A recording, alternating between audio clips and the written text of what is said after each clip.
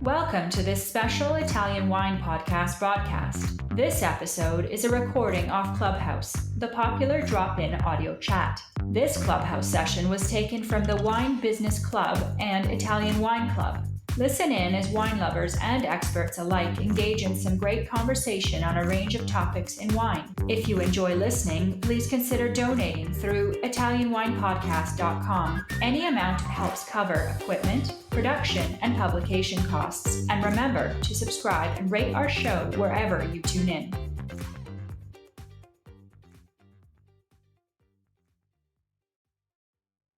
Hello, everybody. Welcome to Italian Wine Club. My name is Stevie Kim, and this is the Italian Wine Club for Clubhouse. This is the 25th edition, I believe, episode of Ambassador's Corner. And today we have Catherine Stratton, who will be interviewing Giulia Monteleone. Ciao, Catherine. Hi, Stevie. Hey, how are you? Good. What's going on? Where are you? I am in Lingua Glossa. Oh my God, you're in Italy. You're in Etna. Yes.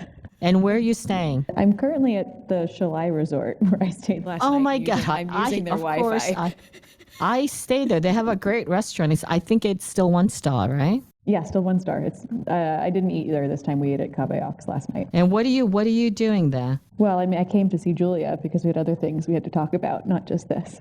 Oh, excellent. Are you guys together now? No, I think she's in her apartment. Oh, okay. Great. Wow. And how long are you staying? I actually leave tomorrow morning, first thing. I've been here almost 2 weeks, though. Okay. What's going on in California?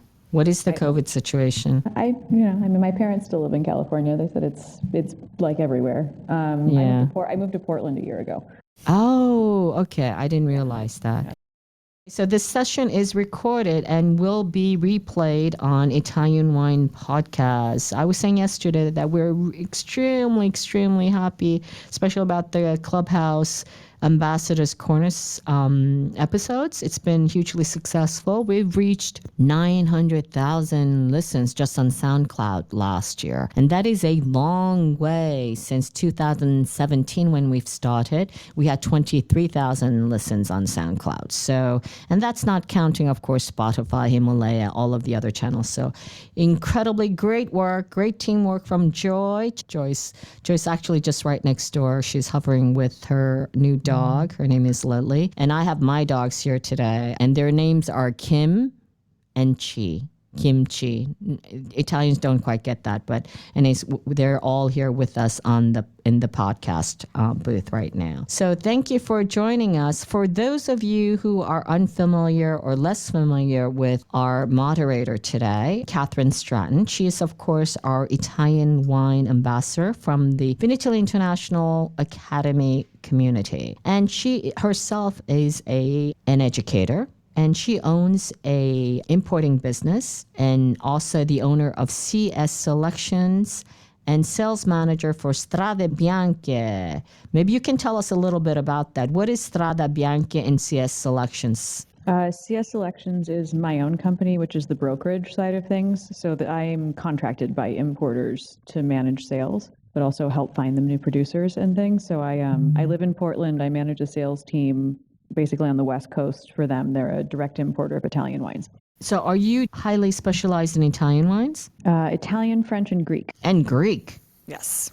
Aha, okay. I didn't know that. So she is originally from Los Angeles, but she also studied in UCLA, where she got her certificate in wine education and management, Italian wine specialist from North American Sommelier Association, and a certified yoga instructor. How does that work, wine and yoga? They balance each other out. That's so cheesy. I did not expect that from you, Catherine. Sometimes the obvious answer is the best answer. Okay. So like she said, she's moved to Oregon now. She has so much on her CV. I'll let her get on with her show right now. But before that, Catherine, why did you choose Giulia Monteleone as your favorite producer and your guest producer today? Because she's fabulous. Not just in the sense of making wine, which I found her Instagram. I think it was in 2018. Like she had just bought the vineyard. I don't even know if the wines were released yet, but it was a really good Instagram page, and she has awesome fashion sense. And I Oh my God, she I'm was gonna really open cool. her Instagram now. I just thought she was really cool. And then we actually ended up chatting a couple of times, and then I got to taste her wines and then meet her when we did our field trip here a couple of years ago. So we've kept in contact, and hopefully we will begin importing her wines this year. Already. Great. Fantastic. Okay. And as you know, we're all about learning objectives. So what are we supposed to, what are the takeaways that we should expect from your interview your chat with Giulia Monteleone oggi? Well, really interesting. My focus sort of shifted today after visiting the vineyard, because it is, I think, an unusual location, and I want her to spend some time educating us as to why she chose to make her wine there and why it's so different. And because Etna, we've done so much in-depth study, especially everything been in the VIA community, has spent quite a bit of time understanding the interesting complete opposites of the area, and the altitude and the soil and everything that affects the way that the wine comes out. And there are some areas in Etna that maybe are a little less recognized, and I'm going to have her give us some education about that. But also, of course, women in wine like to focus on being the minority, and I want to know what it's like for her being one of the few here in Etna, because it's a very male-dominated, both agriculturally and winemaking. So those are the two things we're going to be working on today. Okay, fantastic. We can never get enough of Etna. We were just there on a Giunta Scolastica at the end of October. I see Paul Bologna. He came on the trip with us. So fantastic. I'm going to grab my drink now and take it away, and I'll come back should there be enough time for some Q&A. Sure. Ciao. Ciao.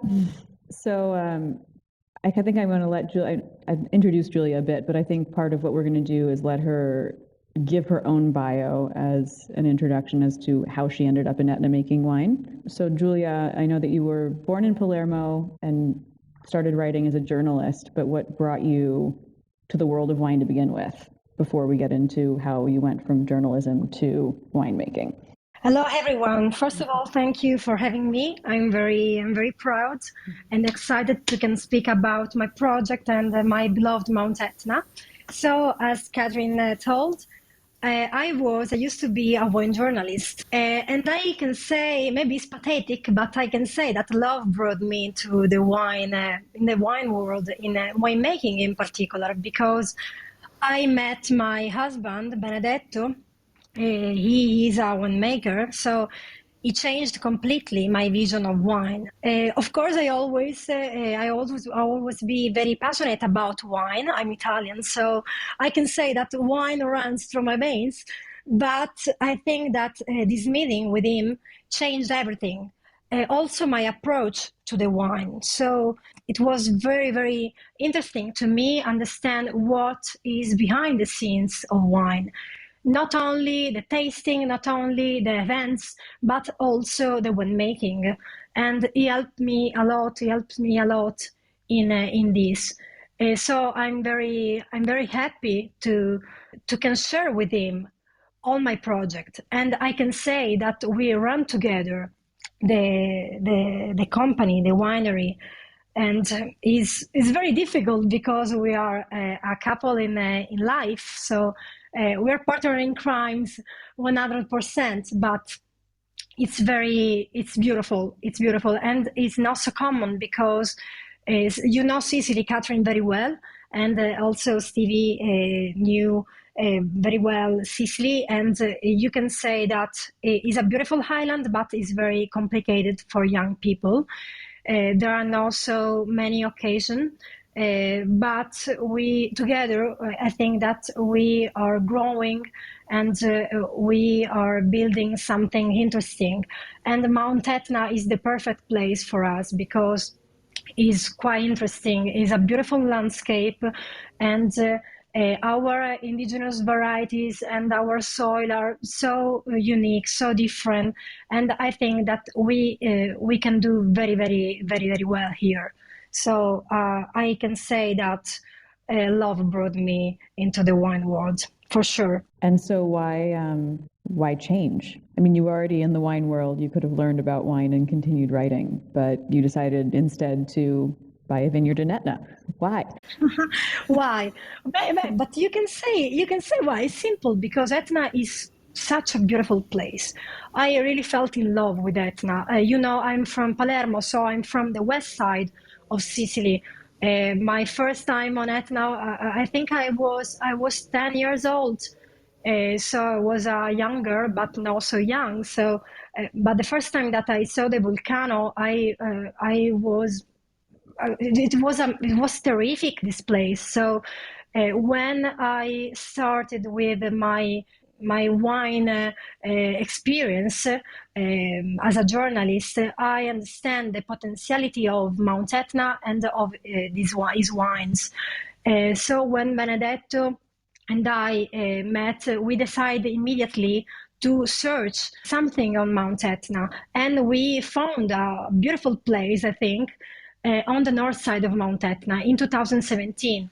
So 2017 was our first vintage, and it was quite complicated to find a place, to find a vineyard, because a lot of companies from everywhere, from Sicily, but also from other parts of the world, were searching for a vineyard on the north side of Mount Etna. So it was very difficult to find an interesting place. And we found it in 2017. You already visited today, so you visited the vineyard, and to me is the perfect place because it's quite different. We are in the north side, in the area of Castione di Sicilia, but we are very close to the river Alcantara. The river Alcantara is a cold river, so we have a particular microclimate. The microclimate is very cool and full of humidity, and we have a small percentage of clay in the soil. And this is unique on Mount Etna because, of course, normally you have only a volcanic soil, so made of ashes and sand. But in this case, we have a small percentage between the 5 to the 15% of clay, of limestone. So we found this amazing place, and we decided to start from there. So this was our. I can say that we felt in love with this place. It was very. I can explain it because it was so natural. When I saw this whole vineyard, because it's a very old vineyard, I immediately thought that everything is clear about why Etna. Yes. No, I mean, I understand why one would choose Etna, but it's interesting. I sort of look at Sicily as a miniature continent. Yeah, it is. Not just as part of Italy or even as an island in I itself. agree. I agree. I Each totally little agree. part is like its own miniature differences. So every little corner is in both weather, soil-wise, attitude, even variations in accent and dialect and things like that. So I'm imagining. And cuisine also, of course. Yeah, and I know, of course, Palermo and the west side of the island very well because that's where I help make some wine, and so I know that the attitude of, say, a woman coming into the business from outside there is it's quite difficult. They just sort of look at me like I'm a little crazy, like it's fine. But I didn't buy a vineyard. You bought a vineyard on the other side of the island from where you're from, and I'm just wondering. Yeah, I'm insane, maybe. It was very difficult at the beginning because, as you told, I was an outsider on Mount Etna. So I remember when I arrived on Mount Etna that everyone laughing about me, because they didn't believe that I can run a winery. I have to say that Benedetto helped me a lot. because he's a young guy and a smart one, a clever one. So he helped me a lot in order to prove, if there's something to prove, in order to prove that we are doing well, that I can do it. So the first time were difficult, but I can say that now everyone is very kind with me. All my neighbors, all the wine people that I met in the last years here in Mount Etna are very kind with me. So I can say that now the situation is different. But if you're a woman, you have to prove more. You have to prove that you are good in what you do. So it is difficult, but at the end we can do it. You must be a little bit insane, as you say. Yeah, no, but, you have to be crazy to work in the wine business. Yeah, but this is the pepper of life. So we are a little bit insane. But I would venture to say that you have been pretty darn successful, considering you only really started 4 years ago. Oh, thank you. You're kind. I don't know what happened, but Well, maybe clearly you made some choices. You made some good choices, and some of those choices, I would venture to guess, have to do with the location of this property and what makes it so unique. Yeah. So I'm not sure how many people listening know what wines you make and how many different kinds and why you chose those wines to say come from specific plots based on, I would assume, mostly soil type. After we walked around today and saw how much it changes even within a distance of a couple of meters. Exactly. Would you give us a little bit of a rundown of your wines and why you chose to produce them from where they're from? Of course. It's very interesting because you say that Sicily is a continent, but Etna is a continent too. So Etna is very different from each side of the volcano. Everything changed. So the north side, the east, the west, everything changed, and everything can change also in few meters. So I fell in love with this place, with our first vineyard, because the position. So because we are very close to the river Alcantara, and we have 3 or 4 different types of soils. So we have a small percentage of clay in the lowest terrace that we planted with Caricante 1 year ago. We have the 15% of clay, and we will produce our Etna Bianco from this terrace. And I'm very curious about the result. And we also, in the same estate, we also own a small old vineyard from 1935. So it's an 85 years old vineyard. And we made a wine, Cuba, from this vineyard. And the soil conditions are different, but we are 15 meters from the other terrace. So everything can change. So right now we produce 5 wines, 3 Etna Rosso from the north face and 2 Etna Bianco from the east face. The east face of Mount Etna, the area of Milo and Sant'Alfio, is completely different because altitude. Our vineyard is 900 meters above sea level, so it's very high. It's a real mountain viticulture, 100%. And the area of Milo and Sant'Alfio is very cool and rainy.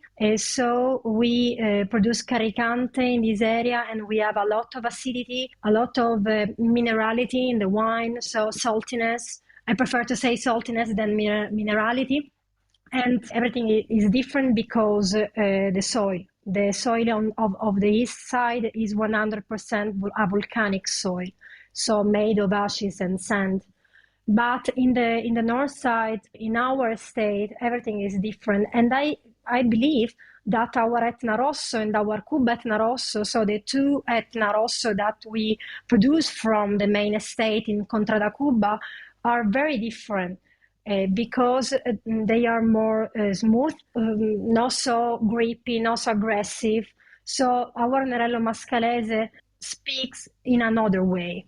And we also have a very small, is a garden, not a vineyard, because it's 0.2 hectare, also in the north face, but in another contrada, Pontalepalino. Pontalepalino is between Rovitello, Crasà, Piano dei Daini, so it's an higher area. But it's very interesting, and we have not any situation with the river, because the river is very far from this vineyard, and everything changed because the soil is 100% volcanic. So I can say everything is different, and each plot can give different wines. So it's true. When I was a journalist and when I visited the different wineries here on Mount Etna, I didn't believe in these differences between each plot, but it's true. Everything can change in few meters. So I think that this is the most interesting and peculiar thing of Mount Etna, of our viticulture, and also is another interesting thing that maybe no one said, but to me is very important. Also the vineyards, also the vines are different because, for example, in our small vineyard of Cuba, you can find different varieties. Not only Nerello Mascalese and Nerello Cappuccio, but also Alicante, which is Grenache, and other old variety, Dama Nera, Dama Bianca, Minnella, and everything. So also the biological variety of the grape can change the result of a wine. So each plot is different, and if you own an old vineyard, this difference is bigger. So in terms of the way that you're treating, say, each plot differently from each other, do you find that you have quite a lot of need to farm differently in each one of these plots also, or is there a relative amount of consistency? I mean, are you harvesting within a few days of each area? I'm curious whether or not the clay with its amount of, say, retained water allows you to harvest later, or... Yeah, it's an interesting question. Yeah, we learn it because for us was a new experience here, the viticulture of Mount Etna. Benedetto, as I told you, is a winemaker, but he always runs a winery on the west side. So Nerello Mascalese is a completely different variety, and the soil and the microclimate condition of Mount Etna are different. So we learn year by year. And I can say that, of course, we farm in a different way.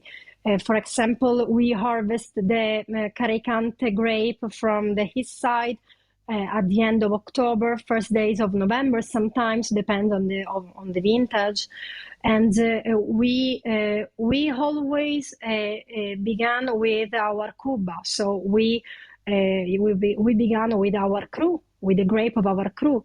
Because, as I told you, we have a small percentage of Alicante, of Nerello Cappuccio, and we always prefer to take it before the Etna Rosso, which is 100% Nerello Mascalese. So everything can change, and of course the weather of each vintage can change the thing, because, for example, 2018 was a very cool and rainy vintage, so we harvest very, very early. But the 2019 was a beautiful, I think a perfect vintage with a fantastic spring and a nice summer too. So we wait more time for harvesting. So of course it depends not only in the condition of soil and exposition of the vineyards, but also in the vintage characteristics. So the weather, and as you know, with the climate changing, everything is changed. So we are lucky because the clay in the main estate. The clay is like a sponge, so clay absorbs water, and clay can help us a lot during summer. For example, the last vintage, the 2021, was very dry. We had no rain for 4 months, so without clay, it's difficult. But clay helps us a lot, also the river with its microclimates, because we have a coolest weather. So you would say that your choice in location is looking towards the future in a lot. Yeah, I can say so. We were lucky, but I can say so easily. The fact that you have this small percentage of clay that gives you a level of protection. Exactly. In future years. The vines, the vines are very healthy because we have this amount of clay that help us during the summer. Yeah. So I know that when generally in the world of wine, when people start talking about humidity And obviously the river is allowing you to have a more humid area than other parts of Etna. And I think one immediately thinks with humidity comes disease. Do you find that this vineyard is susceptible to disease because of the humidity, or is it a different kind of humidity? I think it's a different kind of humidity. We have no problems. We work organic, so I can say that it is more, maybe I can say, yeah, it's not a problem. We never had problem with humidity. We have biggest differences between night and day in terms of temperature, because we have a very, very hot days, because we are at 500 meters above sea level, so we are not so high, and night is very cool and fresh. And we have not problem with humidity also because we are in the valley of Alcantara, so we have a lot of wind from the sea, and the wind helps us a lot in terms of quality of the grape and the healthiness of the vines. So the wind from the sea to the valley of Alcantara help us. So it's a good humidity, I can say. Yeah, it's freshness more than humidity. So it's more of a cooling temperature situation because of the river rather than it being a humid situation. Yeah, wind helps us a lot. Exactly, yeah. So the all of these new vines that you put in, it was last year, correct? Yeah, the last winter. And you chose to plant them all in Albarello? Yeah, we are very passionate about the traditional viticulture here in Mount Etna, so we decided to plant it by Albarello. And is also an agronomic decision because Albarello is always to me the best way here in Mount Etna. In particular, in this area, which is very close to the river. So we have this humidity. Of course, we have wind. We have no problems with humidity. But of course, Albarello is always the most good solution for viticulture in Mount Etna, because it helps a lot the vines to are healthy and stay. The grapes are always the quality is always better than another way of pruning system. So Albarello to me is the perfect choice on Mount Etna, and I believe that is the good choice because it's the traditional one. So you preserve also the landscape of Mount Etna. Mount Etna is a natural park, so you have to protect and respect this. And I think that Albarello with the chestnut pole is the perfect solution in terms of quality, but also in terms of landscape and respect of the landscape. So are you making changes to the existing vineyards that were there before, the ones planted in 1970 and 1935? I can't because I will kill I risk to kill the vines, but I do it with Cuba Vineyard because Cuba Vineyard was an Albarello from 1935,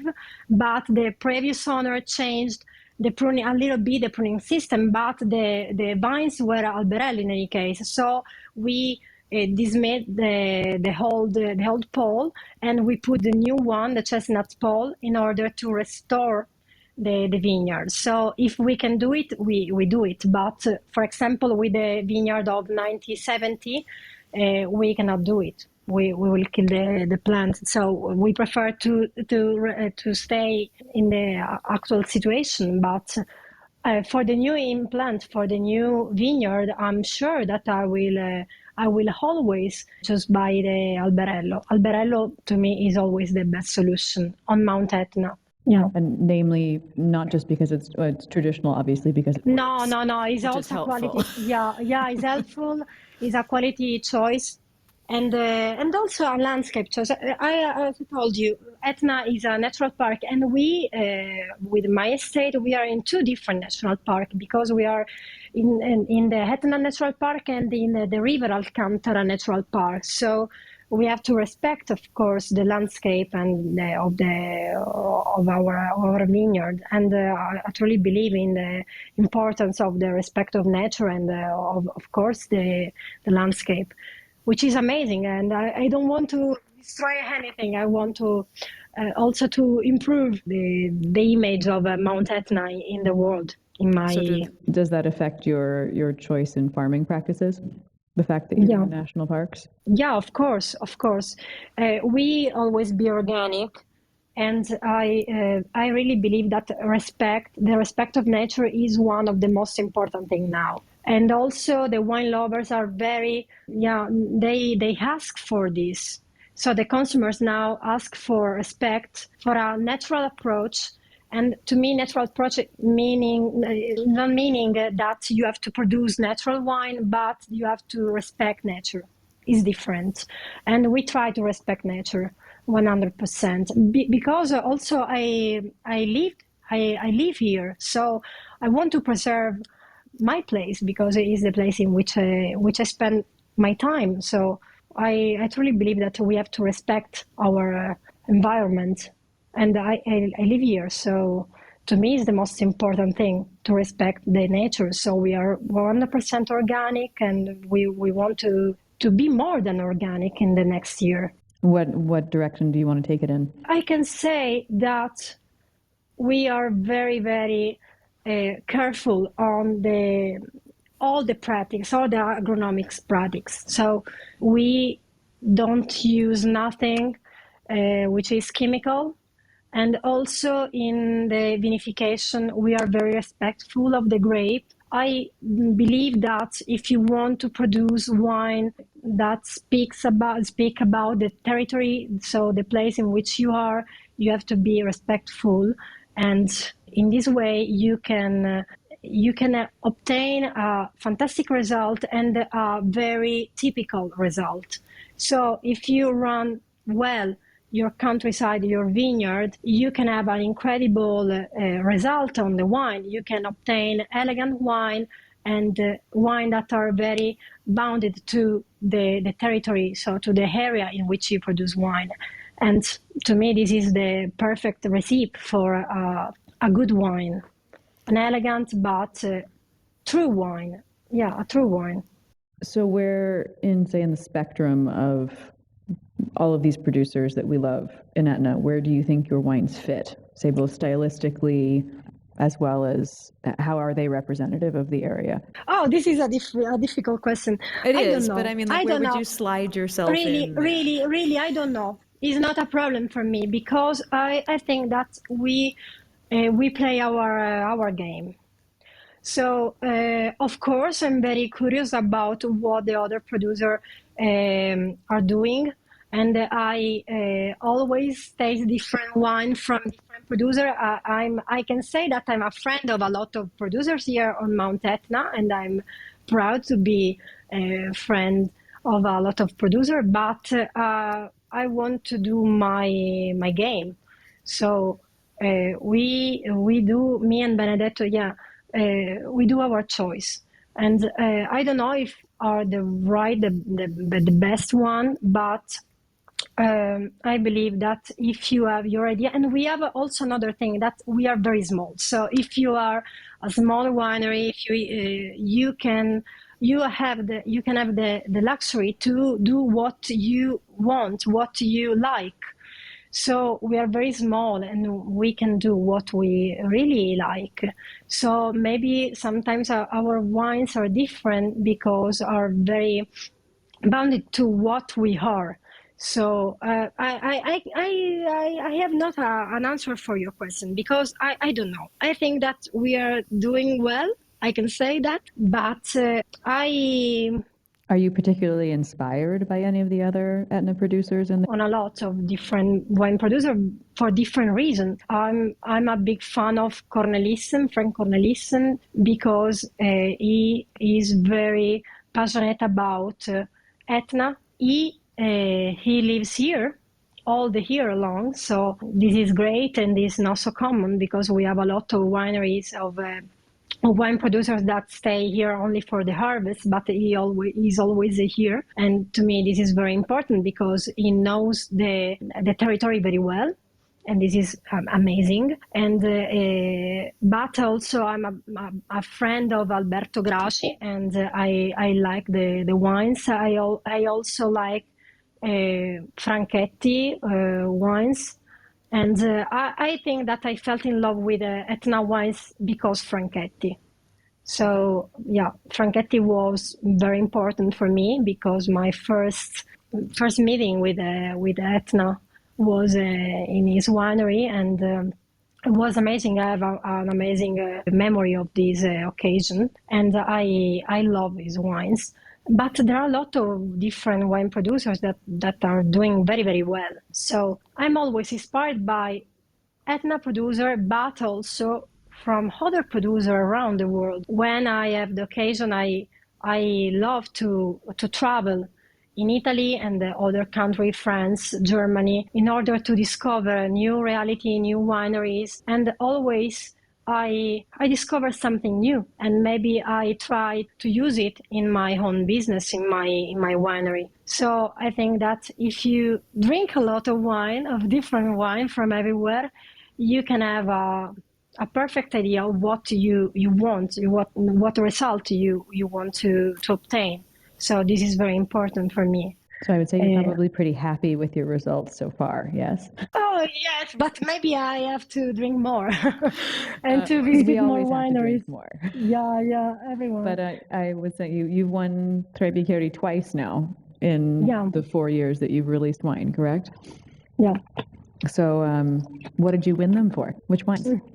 I remember very well the moment because I was confused when we know that we won the Tre Bicchieri with Cuba 18. Benedetto and I were confused, and we say, how is possible? Because Cuba is a very small production. The 2019 were only 1,800 bottles, so a very, very small quantity of wine, and we won Tre Bicchieri. So was amazing. And I remember that the day after the award, the Tre Bicchieri Award, I received a lot of calls from different wine people, also producers or agronomists or simple wine lovers, and they asked me, where is Contrada Cuba? Where exactly is Contrada Cuba? Because no one knows. So to me, this was very, very nice because I understand that we were doing well. And Contrada Cuba, our area, was really interesting in terms of quality, and we let a spotlight, on this place, and I'm very proud of this result. So I think maybe we can take 2 seconds to talk about Cuba. Sure. The place, like why is it Contrada Cuba? Where does it name its name? Why does no one else make wine there? Yeah. Yeah, I agree. But clearly, it's good wine. So what's wrong? What's wrong with all of them, and what made you so smart? Because it's not so high. In the last year, everyone speak about Etna in terms of altitude, and altitude of course is very important on Mount Etna because Mount Etna is a mountain, so it's a volcano, but it's a mountain. So Contrada Cuba is very low because we are 500 meters above sea level. But I felt in love with that place because it's the birthplace of viticulture on Mount Etna. The ancient Greeks, when they arrived on Giardini Naxos and Taormina, they planted their own vineyard in this area, in our area, in Contrada Cuba area, because the river. So they need water. And they decided to plant the vineyard in Contrada Cuba. The Cuba of Santa Domenica is also a beautiful church. It's a Byzantine church from the 9th century. It's a lavic stone and limestone church. So it's quite unique. And because this old church is the only that you can find, is the only one that you can find in the east coast of Sicily. So we have another Cuba in the area of, in the west side of Sicily, very close to Palermo, but a lava stone Cuba, our lava stone Cuba is the only one in the west side. So this place is amazing and is very different. And when other wine producer come to visit my winery, my vineyard, they are astonished by this situation. The river, sometimes I feel like I'm in Scotland because it's so different. You can say it. You visited the state today, so you can say it. It's quite different, and I think that this is our strength. We are different, and our wines too. So in any case, we do another. As I told you, we play our game.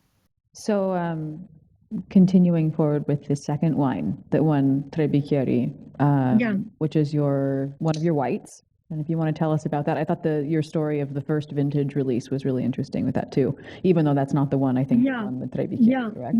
Yeah. We won Tre Bicchieri with Antemis 2019. Antemis is one at our Etna Bianco. We produced 2 Etna Bianco. And the story of Antemis is interesting because we started with this project in 2018. The 2018 was a very cool and rainy vintage. And as I told you, we produce Antemis from the east side of the volcano, so the area of Milo and Sant'Alfio. Milo and Sant'Alfio are very rainy and cool every vintage. So the 18 was the big amount of rain. So the grape had a lot of acidity, and always the Caricante from the area of Sant'Alfio and Milo is very very salty, it's very fresh, but in the 2018 maybe it was too much, so we decided to buy 2 tonneaux, and we put the wine inside the tonneau. And so we invent this vinification because we need to have more smoothness, to have more richness in the wine, because it was very, very acidic and maybe too much. And so we decide to do this vinification in tonneau. So the wine stay in tonneau for almost 1 year, and then 9 months of bottle. And I think it was a nice surprise at the end, because Caricante is perfect for aging, and the use of the tonneau help us in terms of potential of aging of this wine, but you can say it.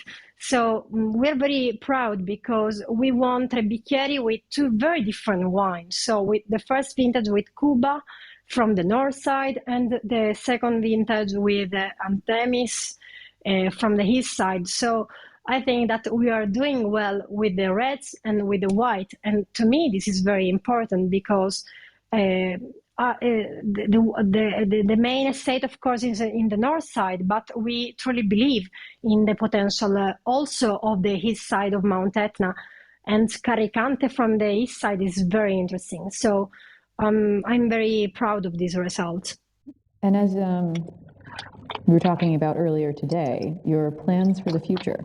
What's the current production, and what's your maximum future production? Yeah. How's the winery coming along? I mean, all of these things where you're in this state of change. Yeah. Right now we produce around 17,000 bottles. So we are very small. With the new implant, so with the new vineyard that you saw today, we will produce around 27,000 bottles. So we will remain a small winery, because we want to have the control. Maybe I'm a maniac of the control, so I want to have the control of everything. And in this way, with this small production, I can do it. And Benedetto and I run the estate together and alone. So we have a lot of things to do. And I think that this dimension is perfect for us. Of course, we have 5 hectares, you said? Yeah, we have 6 hectares, but 5 of vineyard. Yeah, so it's 5 hectares. vineyard between the north face and the east face of the volcano. But the main estate is in the north face. So another big project is to restore the palmento. We own a horrible palmento from the 70s, but we are going to restore it, and in order to create a proper winery with everything. So I believe and I hope that the next harvest, we will do the next harvest in our winery, in our palmento. So this is the main project. And of course, Etna is always full of occasions. So I don't know, maybe I will find something, a new vineyard, a small one, in a beautiful place, and I will buy it. We will see. But for sure, the most important thing for us now, our goal is to create our winery, because we want to be free to express ourselves 100%, and you can do it if you have your own winery. This is very important. And we had a lot of problem with COVID, because the bureaucracy here in Italy is crazy, and in the last 2 years is more than crazy. Is worse. So we lost a lot of time with all the papers and everything. But at the end, I think that we are going to obtain all the authorization in order to build the winery. So do you think you would have been in a different place in terms of your production and sales at this point if the pandemic hadn't happened, or do you feel like you were super successful through the whole thing? No, I think we are lucky. We were lucky because we are a startup. So for a startup, 2 years like the 2020 and 2021 maybe are too much. But we were lucky because we found some distributor around the world. And so we always sell our wine, also in the most difficult period. But for sure, our growth was stopped by the pandemic situation. And also I think is the most sad thing that we had not the opportunity to speak personally about our wine, our work, because without events, without traveling, everything was stopped. This was a very hard period for us, for a startup, because we started with the vintage 2017. So we sold the first bottles of our wine in the autumn of 2019. And after only 6 months, everything was closed. So it was very difficult. But at the end, I can say that we are lucky because we survived. We survived. It seems as though, in the same sort of sense, the company in Oregon that we're talking about doing their wine, we literally started in the fall of 2019. Yeah. And same thing. You have to get scrappy and do whatever you can do to make it work. And I think you've done an exceptional job. And thank you. That they like to leave a little bit of time at the end for people to ask questions, and there's certainly people in the room. Sure. Stevie, do you want to open up Q&A? Yeah, so first of all, how do you like that, my little that was a really great. We can never, ever get enough of Etna. So thank you very much for that, both Catherine and Giulia. I feel like an idiot because Giulia, actually, you are married to Benedetto. And I guess I did not Yes. had no idea. So we saw, of course, Benedetto at the end of October. I know. Yeah, we came to visit. So we do have a question from Melissa. Let me try to bring her up. Ciao, Melissa. Ciao, Stevie. Ciao, Giulia. How are you? Happy New Year. Ciao, Melissa. I'm happy to see you. Have you got a question for Catherine or Giulia? Yes, I do have a question. Thank you. So, Giulia, it's so nice to hear your voice again. And I remember when we were there for Tutto Scholastica, and you were in New York. And so I'm really happy to hear that despite it all, things are moving ahead, because I know y'all like to get out to travel and promote your wine. And I feel so lucky to have tasted it and visited your estate. My question is to you. Back to the question that Catherine had about your training systems and Albarello and going through your different plots on Etna. I'm always thinking also about labor issues. And I was wondering, when you talk about traditional systems like albarello, and having been to Sicily and worked some harvests and also seen pruning, would you say that albarello and your new plantings and maintaining your vineyards also preserves traditional labor on your estate as well, and that helps you with your workforce? Yeah, you're right, because as I told before, alberello is not only a traditional way to cultivate the vine, but is also a quality choice. In particular, in the microclimate of Mount Etna, because you have to produce quality grapes, a small amount, and of course you can produce a small amount of grapes, so it helps you in terms of quality of the wine at the end.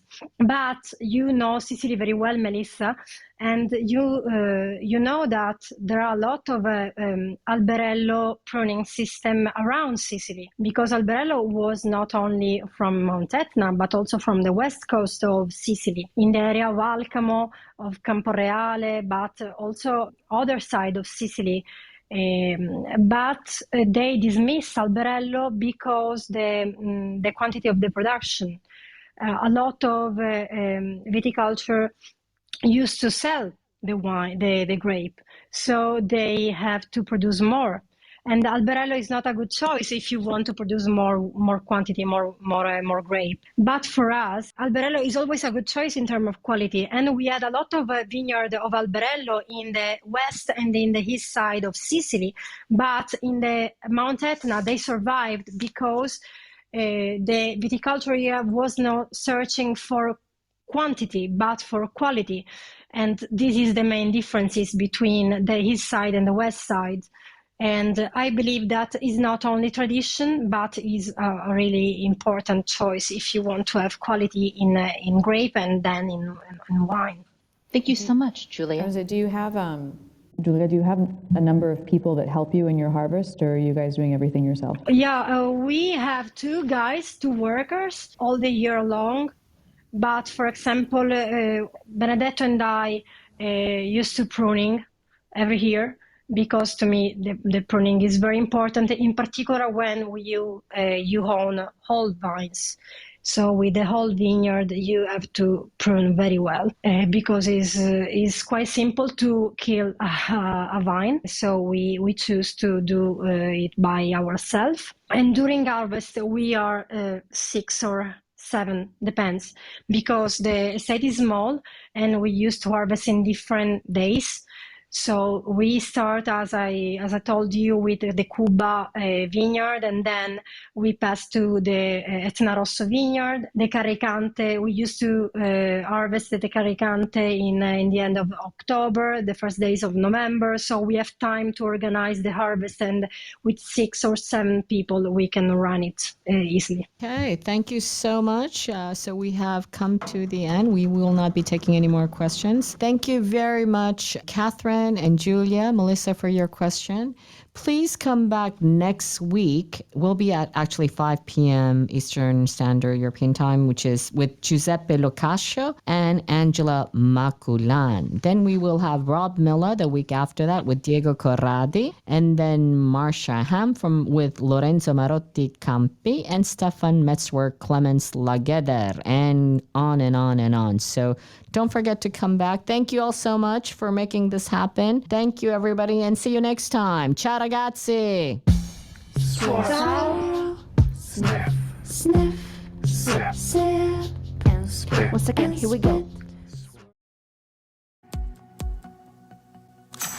Listen to the Italian Wine Podcast wherever you get your podcasts. We're on SoundCloud, Apple Podcasts, Spotify, Himalaya FM, and more. Don't forget to subscribe and rate the show. If you enjoy listening, please consider donating through ItalianWinePodcast.com. Any amount helps cover equipment, production, and publication costs. Until next time, chin chin.